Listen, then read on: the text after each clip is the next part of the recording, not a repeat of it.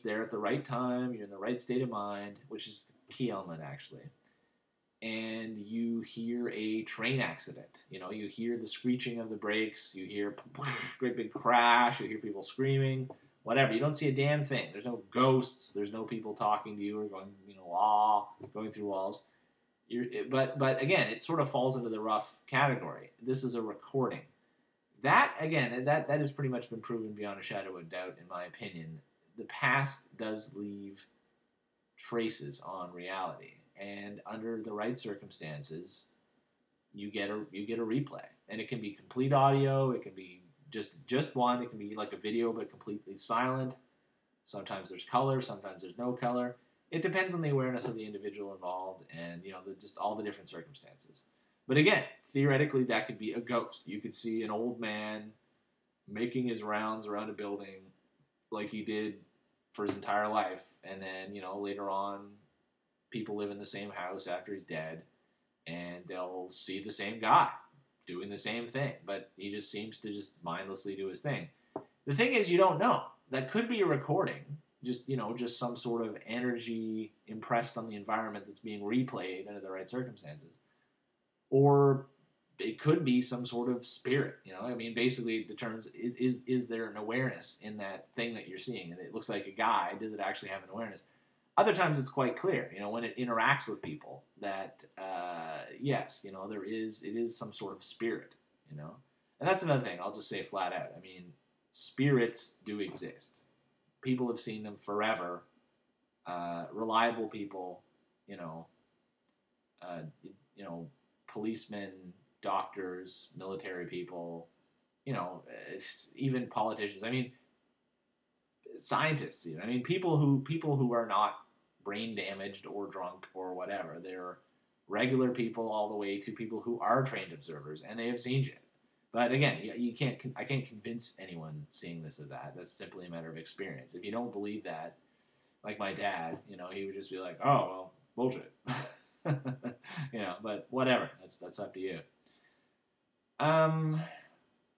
Anyway, so people have seen. Again, there's no real like Ghostbusters style, full roaming vapor, that kind of stuff. It's really just classification. You basically witness something, usually involving a person, and it comes down to the circumstances. So if it seems to be mindless, if it just seems to be repetitious, and there's no real awareness behind it, you could pretty much call it a recording. It probably is, if it's something that appears to people and talks to them or interacts with them some way, but is obviously clearly not a living person, it looks like a person, but it can, disappear and reappear or whatever, then I guess you could call that a ghost, yes. There's other things. There's there's the phenomena. Again, it all bleeds into each other, right?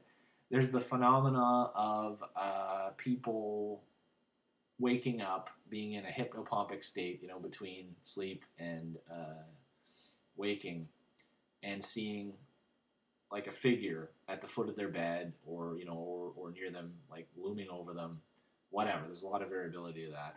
Often looking like a hooded man, which is very strange. That shows up a lot. Also, another thing that shows up a lot is a checkered shirt, which sounds bizarre, but again, even personal experience, I've had friends that have seen that particular apparition.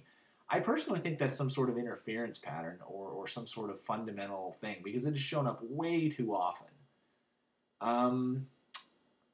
So you have recordings, you have ghosts, which appear to be, again, after research, it's like this particular man lived in this house, he's been seen. After he's dead, he seems to still interact with people to some degree.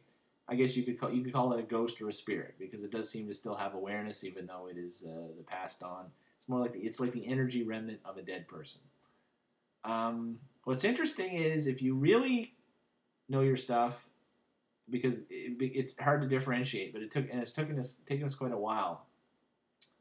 There is another class of entity which has almost identical characteristics, but not quite.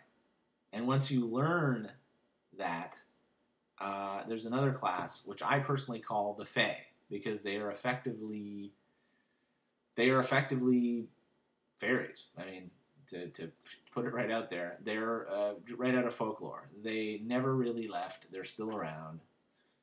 Still an active topic of research for us, actually, because again, it's slippery little guys, basically. But the interesting thing is, we've learned this.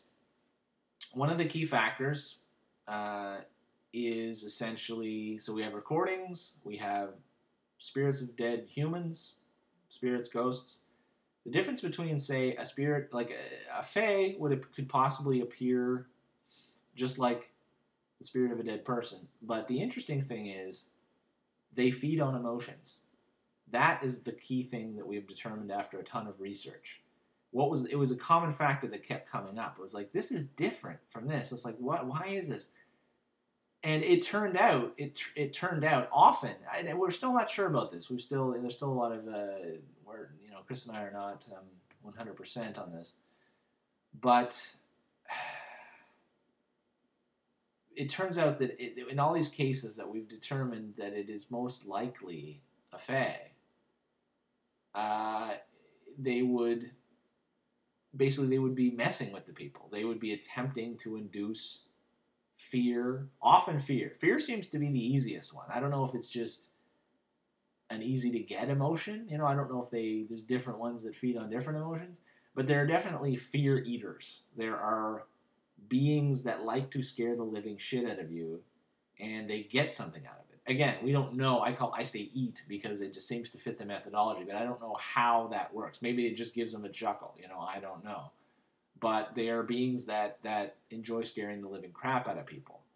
And that has nothing to do with like a ghost. A ghost, if it's just the spirit of a dead guy who lived in a house or something, your fear is completely incidental. The key factor with a fae is they will literally do something. It's like a piece of theater to terrify you. They will pop out of something. They will, show up out of your closet and present menace or whatever. Especially if you're a kid. That's actually the creepy thing. Like, to talk about the fae is that's something we've determined is a lot of people. Like, I almost think it might be everybody or the majority, even though a lot of people have completely forgotten it or suppressed it. But when we really started to dig into that, we found that a lot of people have an early childhood encounter, often remembered as a very vivid dream or something they woke up and they had this odd experience, but they just went back to sleep. And it often, this sounds odd, but this comes from a lot of research, that they will enter or exit via a closet. And what's interesting about that is, again, from a lot of research, we determined why a closet, and other factors like that. We're like, why is this? Why is it coming from here? It's a space that people don't live. It's a space that people don't think about. Mentally, psychically, energetically, it is a null spot.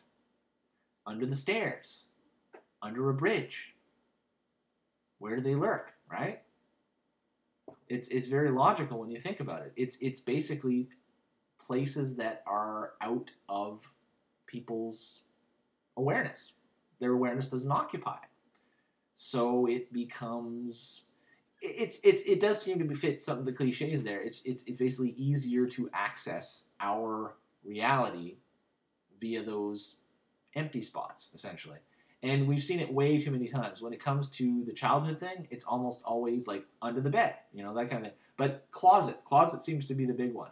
I think it makes sense. It's like a doorway, right? It's you have to. What's interesting is with things like this, you have to look at it in terms of symbology, and not because, again,